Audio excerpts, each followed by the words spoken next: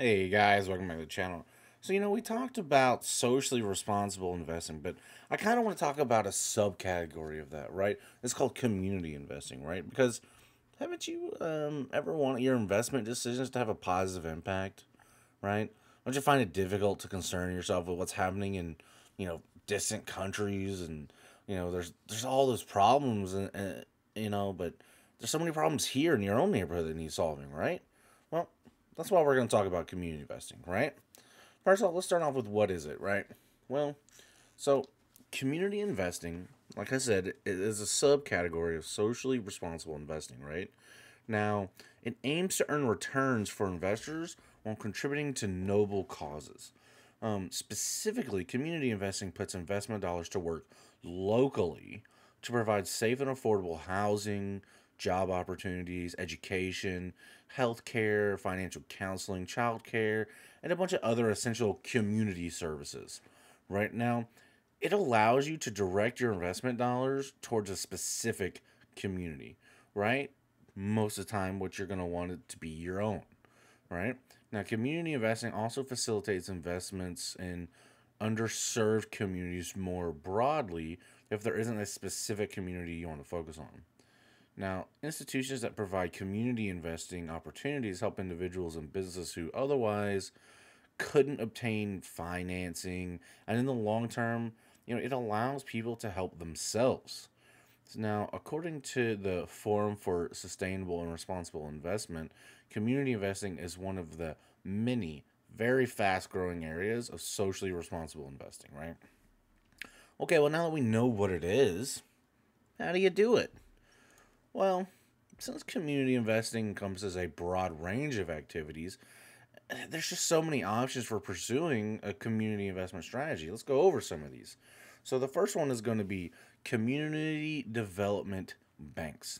So instead of choosing one of the usual options for your checking and savings account, you could keep your money at a community development bank that lends to individuals and businesses that otherwise couldn't get a loan. Like traditional banks, community development banks are FDIC insured, but unlike traditional banks, they focus on serving a low to moderate income clientele. You can find banks that the U.S. Treasury Department has certified, right, as dedicating 60% or more of their services to low income communities at the Community Development Financial Institutions Fund website, right? So, another one of the ways that we can go about investing in your community is going to be agency bonds, right? Investing in agency bonds is another form, right? And they're issued by government agencies like, Ginnie Mae, and government sponsored enterprises, right? Like Fannie Mae and Freddie Mac. Now, these entities help provide housing to people who, you know, otherwise couldn't afford it. Now, these government sponsored enterprises, right, which help fund Fannie Mae and Freddie Mac, they're not government bonds. So they're not backed by the full faith and credit of the U.S. government like Treasury bonds are. But these government sponsored enterprises are shareholder owned corporations. And you should research their bonds and evaluate their credit risk as you would any other type of corporate bond, right? Now, agency bonds and government sponsored enterprise bonds have inflation risk, just like all bonds, and some have call risk. However, they have relatively low credit risk. You'll earn slightly better returns with these bonds than with treasuries because of the additional risk, but unlike treasuries, the interest is not tax deductible. Now, Ginnie Mae is a government agency, and investments in the agency's securities do carry the government guarantee and theoretically don't have any default risk. Well, if you want to invest in Ginnie Mae, you won't be investing in bonds, right? However, you'll actually be investing in mortgage backed securities, which, of course, you might know what those are because of the 2008 financial crisis, and, might make you be a little cautious towards that, right? Which is fine. But to invest in these, entities and all that stuff, you can purchase the securities through a brokerage, right? Now, the other thing is you'll need about $25,000 to start investing in agency bonds, so that might not be the best for some. So another option for community investments, buy real estate in communities of poverty to provide affordable housing for low income tenants to revitalize neglected neighborhoods, or invest directly in community development, loan funds or pools, right? Or invest in socially responsible mutual funds with a community investment focus. You could invest in, municipal bonds and underserved communities to help fund infrastructure, educational facilities, public goods and services, right? You could even buy stock in publicly traded companies that invest in underserved communities, right? This strategy is a less direct form of community investing, but it provides an option for investors seeking higher returns than those available from fixed income community investments, right? Okay, but what are some of the rewards for doing this? Like, why would you? Well, community investing can be very rewarding, right? Especially if everything goes according to plan.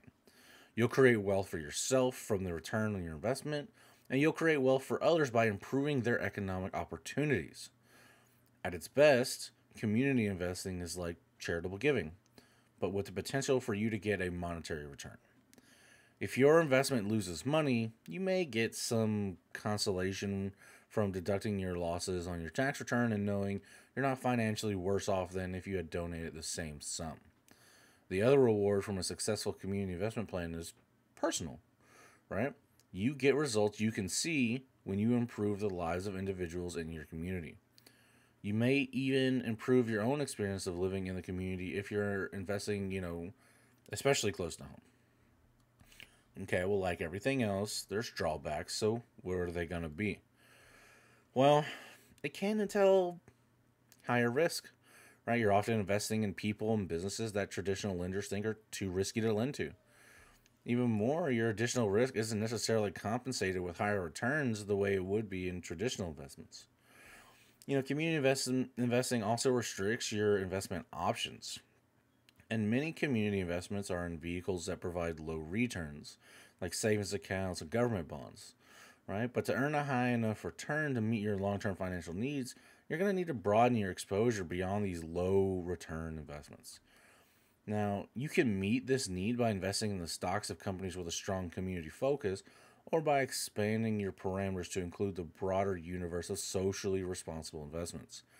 Many investors will find that it makes the most financial sense to pursue community investing in only a portion of their portfolios.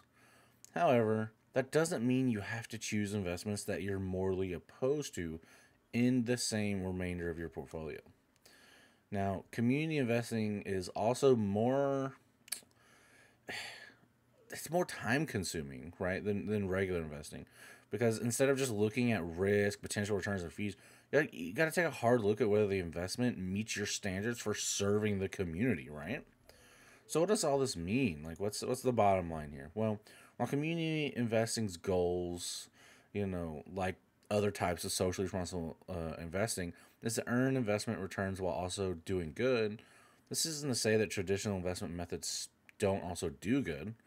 In fact, there's plenty of overlap between the two categories. However, if you want to pursue community investing, intentionally, right, take a hard look at your options, right, for your investing before you just dive, head first in, right? Make sure that your money's well served to what you want it to serve, like to where you want it to go, right? So I really hope you guys got a good understanding of community investing and all that good stuff. If you like the video, give it a thumbs up. If you're not subscribed to the channel, I'd appreciate it if you go ahead and sub to the channel. Until I see you guys in the next video, y'all be safe.